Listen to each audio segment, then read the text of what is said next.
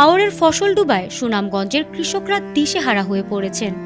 ডুবে যাওয়া পচা ধান তুলে বিপদে পড়েছেন কেউ কেউ, না পারছেন ফেলতে, না পারছেন চারা ওঠা ধান শুকাতে। সবচেয়ে বেশি বিপদে পড়েছেন বর্গা চাষিরা। চুক্তি অনুযায়ী মালিককে ধান দেওয়া, ফসল করতে আনা ঋণের টাকা পরিশোধ করা, সারা বছরই সংসার নিয়ে বেঁচে থাকার চিন্তায় মাথায় যেন আকাশ ভেঙে পড়েছে পরিশ্রমী সংগ্রামী এসব মানুষদের। হাওর জুড়ে এমন বিপর্যয় দেখা দিলেও কৃষি বিভাগ বলছে 50,000 টন ধান ক্ষতি হয়েছে। দেখার হাওরের গুয়াছুড়া অংশে ঠান্ডা কনকনে বাতাসের মধ্যেই কোমর সমান পানিতে ধান কাটছিলেন কৃষি শ্রমিকরা। তাদের সকলেরই মাথা থেকে কোমর পর্যন্ত পলিথিনে মোড়ানো। একটু দূরে দাঁড়ানো কৃষক রইস মিয়া চোখে মুখে দুশ্চিন্তার ছাপ নিয়েই শ্রমিকদের দেখিয়ে দিচ্ছিলেন কোমর সমান পানিতে ধানের ছড়া ভেসে থাকা তার শেষ সম্বল। জানালেন 1.5 লাখ টাকা ঋণ করে এনে এবার জমি করেছিলেন।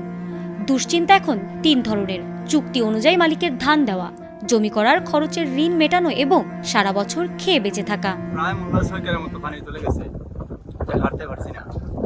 আর 4 মতো 6 মতো হাঁটছি, ধান গেরাইছে, শুকাইতে পারছি না, ধান আর খামাইব না।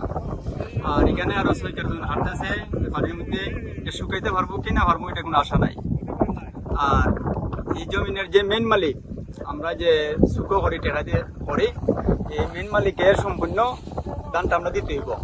ফাইনা নিলেও আমরা দিতে হইব, হাটটা তুললেও আমরা দিতে হইব। আর মালিকে আমরা 1 টাকাও কম নিব না, বা ধানও আমরা কম নিব না। আমরা আদা দিতে হইব, তারে আমরা আদা রাখতে হইব।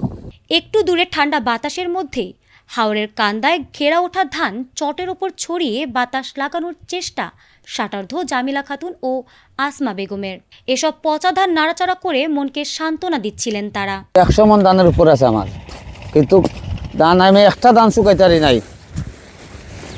আপনার দেখাই চাই না, ইয়া মিশা কথা নি, দেখেন ধানের গেরা অবস্থা।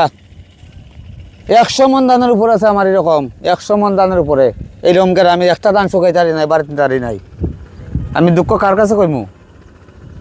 আমার দুঃখ বলবো কার কাছে? আমি এটাকে বিশ্বাস করবে? কেউ করবে না।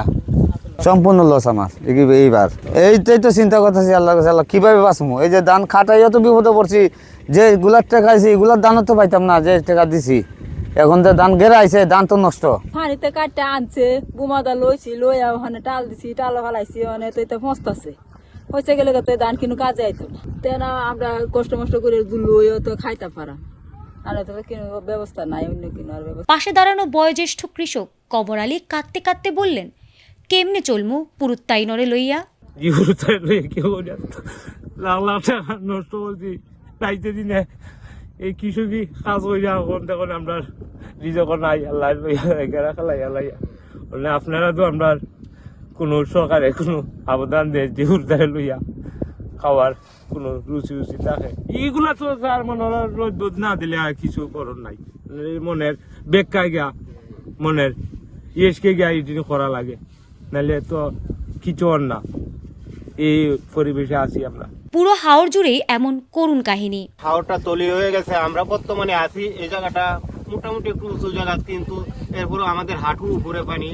হয়তো রাত্রি বেলায় যদি কিছু বৃষ্টি হয় দেখা যাবে এই জায়গাটাও তল হয়ে যাবে। সামান্য কিছু ফসলি জমি আছে এই জায়গায় অল্প, এই জায়গাটাও তলি হয়ে যাইলে যে গৃহস্থগুলো আছে তারা আর খুব চলার যে একটা অসুবিধা দেখা যাবে। অনেক জায়গা তলিয়া অনেক সাধারণ জায়গা আছে শহরের কানি গ্রামের পাশে, এই জায়গাটা এখন কাগজ টাগজ বান্ধিয়া কাটতাছি, কি করাম?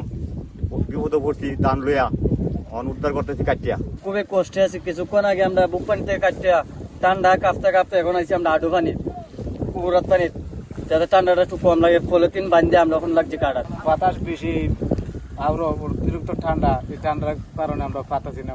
হাওরে এমন অবস্থায় কৃষি বিভাগ বলছে ক্ষতি হয়েছে বুধবার বিকেল পর্যন্ত 9,049 হেক্টর ফসলি জমি। এই হিসেবে 50,000 টন ধান ক্ষতি হয়েছে। ক্ষতি 200 কোটি টাকারও কম। পানি উন্নয়ন বোর্ডের নির্বাহী প্রকৌশলী বললেন, উজানের পানিতে নদীতে পানি বেড়েছে। হাওরের এই পানি কমতে 1 সপ্তাহ সময় লাগবে। আজকে পর্যন্ত আমাদের যে রিপোর্ট আসছে প্রায় 9,549 হেক্টর জমি জলাবদ্ধ রয়েছে। এর মধ্যে প্রায় 2,047 হেক্টর জমি আমাদের সম্পূর্ণ ক্ষতিগ্রস্ত হয়েছে। জলাবদ্ধ যে সমস্ত জমিগুলো সেগুলো থেকেও কৃষকরা ধান তুলতেছে, নৌকা দিয়ে কেটে কেটে নৌকার মধ্যে রেখে ধানগুলো তুলতেছে। আমাদের যে সুনামগঞ্জ এবং উজানে ভারী থেকে অতি ভারী বৃষ্টিপাতের পূর্বাভাস রয়েছে। ইতিমধ্যে আমরা লক্ষ্য করেছি যে সুরমা নদী এবং সাথে সাথে অন্যান্য যে নদীর পানির লেভেল বৃদ্ধি পাচ্ছে। তো এটি আরও কয়েকদিন অব্যাহত থাকবে। আমরা ইতিমধ্যে খবর পেয়েছি যে মধ্যনগর উপজেলায় পানির লেভেল বিপদসীমার 65 সেন্টিমিটার নিচে আছে এবং এটা খুব কাছাকাছি চলে গেছে।